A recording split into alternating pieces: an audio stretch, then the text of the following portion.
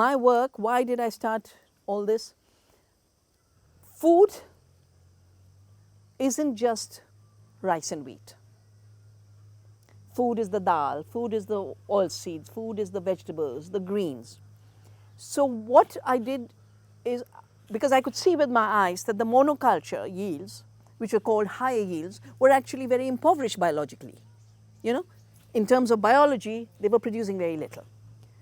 So I started to measure biodiversity-based productivity rather than a single monoculture yield. From the biodiversity productivity, we then calculated nutrition per acre. 10 times of India's population could be fed if we protect every plant that feeds us, including the wild edibles that are killed when you spray Roundup. Yeah? The second is we converted that data to wealth per acre. You know, what's the economics of the farmer? And when the farmer is trapped in buying seed, trapped in buying chemicals, the farmer is permanently in debt. And eventually when they can't pay the debt, they either commit suicide or they leave the land. Ecological agriculture with biodiversity, your own seed, your own chemical-free farming, and your economic sovereignty, you know, shaping the market. That's what we've helped farmers do. Yeah? The basmati of this valley had nearly disappeared. Save the seeds, we've created the basmati market. We saved the millets. We call them forgotten foods. And now they're future foods. Everyone's, you know, realizing that.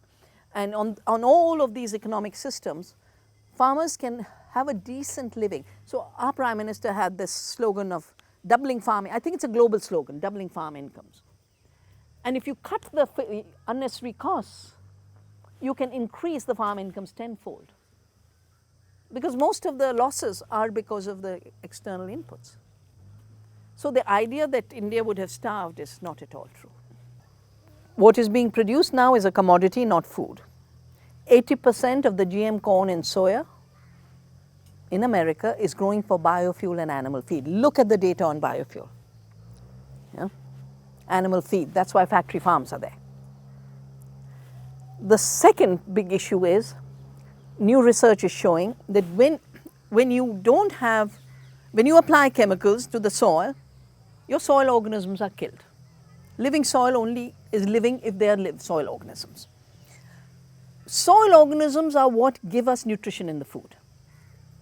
You know, and we've done enough research to show the zinc goes up, the magnesium goes up, all the elements we need, the trace elements, the micronutrients go up. Across the world, research is showing that 70 to 80% nutrition in food has disappeared in the last few decades in industrial farming. So food is supposed to be nourishment. It's a relationship between your body's health and the soil. तो एक बाजार में commodity आ रही है, वो तो लग रहा है ज़्यादा है, but कमोडिटी बढ़ना, nourishment बढ़ना नहीं है, अलग चीज़ है दोनों. तो nourishment depends on the quality, and the quality comes from good soil. Yeah? They're now finding out, there's so many scientists I've met, doctors working on cancer, doctors working on all kinds of issues, are now all coming back to the gut microbiome and the diversity of the gut microbiome. And they're all realizing it begins with the soil. Half of these big doctors, I know a New York doctor, I know an Italian doctor, they're top cancer specialists of their society. They've left the city and they're doing organic farming, saying our clinic will be on the farm. So the biggest issue about industrial food, that's empty of nutrition but loaded with chemicals, is the chronic disease epidemic. We have a whole report called Food and Health in which we've calculated how much is the cost. We've done it for India too. So compared to what the economy of agriculture is, the economy of disease is much, much bigger. So idhar charo taraf hospital khul gaye. People see that as progress. But sickness is not an indicator of doing better. You know? Sickness is an indicator of the society not living well. So when you ask, in spite of everything, why is it, you know, why are big highways big, why are the big dams? The answer is quite simple.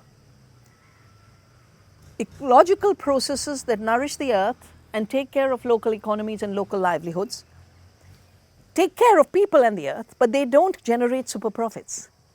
So right now we have the agriculture system. When I started, seed was everywhere. And when people used to say, "Kyun bacha rahi ho, itne beej hain?" I said, "Nahi bachenge." Now Navdanya is the only place you can find native seeds. 60% of all the seeds of the world are in the hands of the chemical industry. 60%, 4 giants. In 1987, they had said we'll be 5, but there are only 4 now. The same Bayer's, Monsanto's, the same Syngenta, ChemChina's, the same Dow DuPont, which has renamed itself as Corteva. All of them had connections with Hitler Germany. All. All of them were making gases for the concentration camps. And then they moved to chemicals in agriculture. So, you know, what they used to say about chemical fertilizers is growing food in the air because you fix the nitrogen, atmospheric nitrogen. So, you know, when you ask why hasn't the insanity stopped? Because insanity is very profitable. Yeah? And yet, I would say, given, you know, when I started questioning GMOs, I was about the only one. When I started to save seeds, you know, after that meeting in '87, you know, we were the only ones. But now what's really happening is there are seed banks everywhere, everywhere. Organic farming is growing everywhere. And the shift in thinking is explosive. It's just that it doesn't make the front page of New York Times and Financial Times. And I have learned now over these many years that, you know, the big media will be there at a certain time and other times it will not be there. But, you know, it's again just like the measure of how big your commodity is not the measure of health. The measure of how much the dominant system, I was just reading this morning, you know, because when money is what decides the system that will in place. But this is exactly the system that's collapsing. So the more you extract, the more the system collapses. And people are waking up to this collapse. And you talked about the COP27. I was asked to be there. They were going to show the film that's been made on me called Seeds of Vandana Shiva. I couldn't make it. But I think there's going to be lots of debates because another thing with big money is, oh, बैठ के कुर्सियों पे they think, अरे ये बना दो, you know. Just own the planet now. Do geoengineering, make fake food. They just sit in small rooms and work it out. And by and large, they think they'll get away with it. You know, when they started talking about fake food a year ago, there weren't that many voices, but at Sharmal's sake, every movement is questioning it. That this is not the way to go, agroecology, regenerative agriculture is the way to go.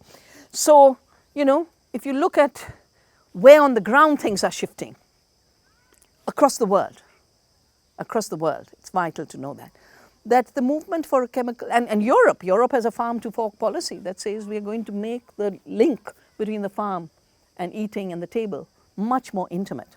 Now, of course, like the crop life organizers, then they attack. But we have to just understand their power. Yeah.